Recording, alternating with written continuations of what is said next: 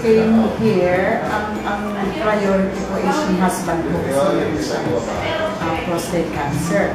So, tinitake niya yung their placenta, right? So I also start taking them.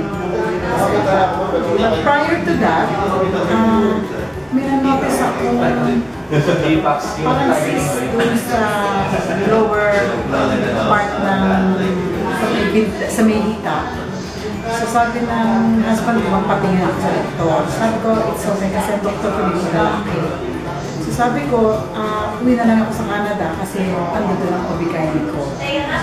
So, after 3 days, nung nalimutan ko na ako, parang hindi ko makita na yung cyst na nakapakinog bago ko pinuha yung ear placenta.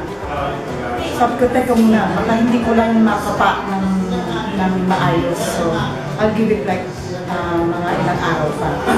Siguro after 5 days, tinignan ko nga ulit, talagang puro searching ko saan yung cyst. Na-notice ko, wala na yung cyst na nakapapa ko dun sa pagitan ng hita. So I assume na dahil sa iniinom ko na yung placenta. So thankful dahil na ano ko nga itong product na to. So I think it worked for me. GTAX for like the product that they sold me at most especially kay Marites Ann kasi siya ang nagsama sa akin para introduce ako sa product.